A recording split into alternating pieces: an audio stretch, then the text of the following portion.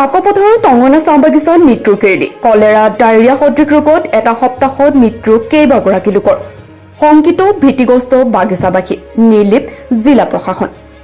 তিনিচুকীয়া জিলাৰ কাকপথাৰৰ টঙনা চাহ বাগিচাত যেন মৃত্যুৱে কিৰিলি কৰিছে স্থানীয় লোকে প্ৰকাশ কৰা অনুসৰি বিগত এসপ্তাহত বাগিচাখনৰ কুলিবিল লাইনত ইতিমধ্যে 6-7 গৰাকী লোকৰ অস্বাভাৱিক মৃত্যু হৈছে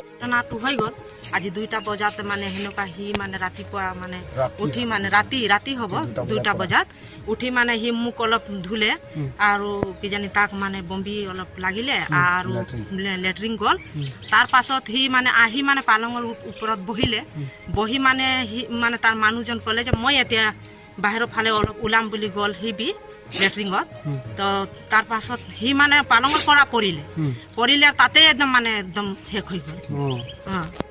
কিমান বয়স হৈছিল তাৰ মানে 45 নিচিনা বয়স হ'ব আৰু মানুহ কোন দিন আহিছিল তো 4 দিন মান হ'ল এতিয়া তিলন দিন দোকানে দিনত ৰাতি খাইছিল তিলনি দিন আহিছিল তাৰ পাছত এটা সিভিল লৈ গ'ল স্যাৰ তেওঁলোকৰ একে বেমাৰ হ'ল একে বেমাৰ কি হৈছিল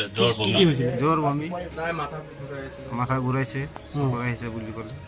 তেওঁলোকৰ ক'ৰ পৰা আহিছিলে মাকুম বেজন কেইজন আছিলে বেমাৰ হৈছিল দুইজন আহিছিলে দুইজনৰ বেমাৰ ঘটনাৰ বিৱৰণী মতে যোৱা 12 মে তাৰিখে বাগিচাখনত এটা পৰিয়ালৰ পিতৃকন্যাৰ একেদিনাই অস্বাভাৱিক মৃত্যু হোৱাৰ পিছত প্ৰতিবেশী দুই ঘৰত দুজনকৈ লোকৰ অকাল মৃত্যু হয় ইয়াৰ পিছৰ পৰাই শ্ৰমিক লাইনটোত এটাৰ পিছত আনটো মৃত্যু হ'বলৈ ধৰিছে ঘটনা সন্দৰ্ভত জানিবলৈ পাই মন্ত্ৰী সঞ্জয় কিষাণ ইতিমধ্যে বাগিচাখন পৰিদৰ্শন কৰে যদিও দেওবাৰে সাংবাদিকৰ এটা দলে ঘটনাৰ বুজ ল'বলৈ বাগিচাখনত উপস্থিত হৈ জিলা প্ৰশাসন আৰু স্বাস্থ্য বিভাগৰ নিলিপ্ততাৰ প্ৰতিচ্ছবি স্পষ্ট ৰূপত উন্মোচন কৰে স্থানীয় লোকৰ ভাষ্য অনুসৰি অস্বাভাৱিক মৃত্যুৰ বলি হোৱা লোকসকলে ডায়েৰিয়া সদৃশ ৰোগত আক্ৰান্ত হৈ অতি কম সময়ৰ ভিতৰত মৃত্যুৰ মুখত পৰিছে ইয়াৰে কেইবাজনো লোক চিকিৎসাৰ অবিহনে মৃত্যু হৈছে বুলি জানিবলৈ পোৱা গৈছে